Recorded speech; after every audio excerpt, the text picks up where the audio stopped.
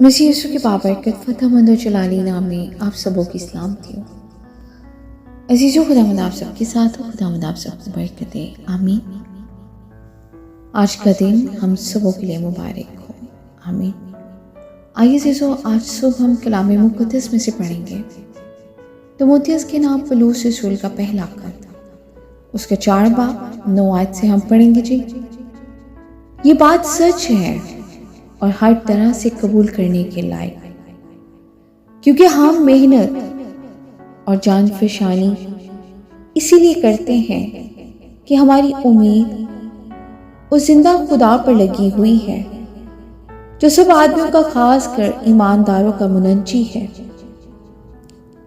ان باتوں کا حکم کر اور تعلیم دے، کوئی تیری جوانی کی حقارت نہ کرنے پائے، بلکہ تو ایمانداروں کے لیے کلام کرنے اور چال چلن اور محبت اور ایمان اور پاکیزگی میں نمونہ بن۔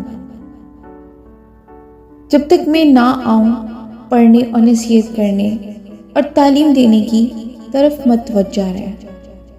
اس نعمت سے غافل نہ رہ جو تجھے حاصل ہے اور نبوت کے ذریعہ سے بزرگوں کے ہاتھ رکھتے وقت تجھے ملی تھی۔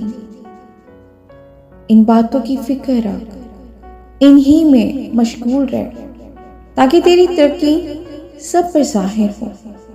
اپنی اور اپنی تعلیم کی خبر داری کر، ان باتوں پر قائم رہ، کیونکہ ایسا کرنے سے تو اپنی اور اپنے سننے والوں کی بھی نجات کا باعث ہوگا۔ ایمانداروں کی ذمہ داریاں، آمین۔ خداوند کے زندہ پاک کلام کے پڑھیں اور سنے جانے میں اس کی برکت ہو۔ خداوند کا شکر ہو۔